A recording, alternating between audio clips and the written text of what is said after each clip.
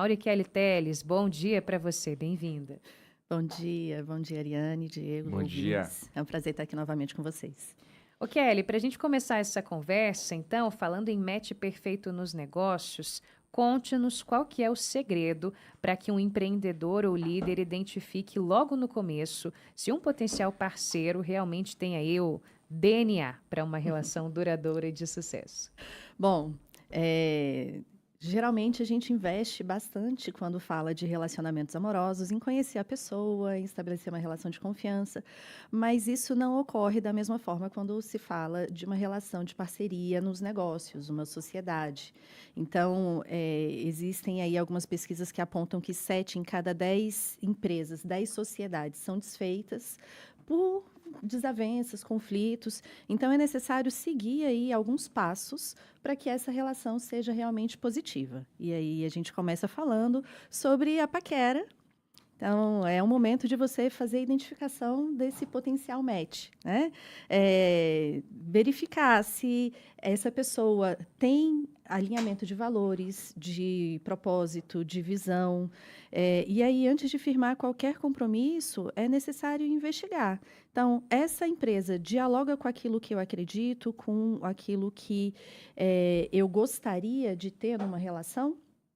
E aí, além desse alinhamento de valores, é importante buscar uma complementariedade de habilidades e recursos. Então, diferente do amor romântico, em que você procura geralmente pessoas que são similares, que gostam das mesmas coisas, quando você fala de uma parceria nos negócios, é importante que vocês se complementem. Então, um entende de tecnologia, outro entende de marketing, um é mais técnico, o outro é mais comercial, porque essa diversidade cria uma relação muito mais poderosa, um potencial de ganho nos negócios. E, claro, é importante você investigar qual é a reputação, o histórico dessa pessoa, né? Verificar, pedir referências, como é que foram relações anteriores, como é que foi no trabalho anterior. E a dica é não se apaixone à primeira vista. É importante que Opa! você investigue a fundo antes de firmar essa parceria. E assim como no namoro, Kelly, eu imagino que no mundo dos negócios também é necessário manter aquilo que a gente chama de chama acesa o tempo todo, né? E garantir que essa relação continue crescendo de alguma forma, gerando valor ao longo do tempo. Qual que é a sua dica para essa chama acesa no mundo dos negócios? Para que essa chama acesa se mantenha, é necessário que se estabeleça uma relação de confiança. Ninguém se casa, né, sem namorar, e no mundo corporativo é importante que projeto piloto seja estabelecido, que você comece ali pequeno, realizando uma atividade, realizando outra, e aí você vai construindo um processo de comunicação que é transparente, aberta, e vai fazendo o alinhamento dessas expectativas. Então, o que é que você espera? O que é que eu posso entregar? O que é que você espera que eu entregue? Para evitar que um futuro divórcio aconteça. É importante que você alimente essa relação no dia a dia, dando feedback, fazendo reuniões de alinhamento, construindo juntos como vocês querem que essa relação se estabeleça. E aí a gente entra na fase do casamento, que é a formalização em si, que é quando essa formalização e esse relacionamento ele se torna mais sério, né? Então, é crucial que vocês definam como essa relação vai ser estabelecida, como é que vocês vão resolver conflitos, assim como nos relacionamentos amorosos, quando a gente fala de relações societárias, de parceria, os conflitos eles são inerentes da relação. E se vocês não tiverem um processo de comunicação muito claro, muito fluido, se vocês não combinarem antes como vocês vão resolver esses problemas, provavelmente vocês caminharão para um divórcio, o que não é o recomendado, né?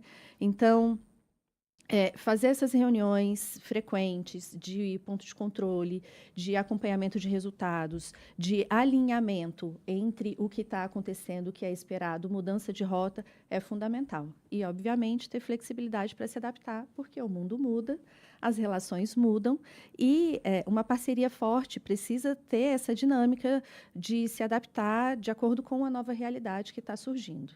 É isso, Kelly. 7 horas e 51 minutos, você falou um pouco sobre isso.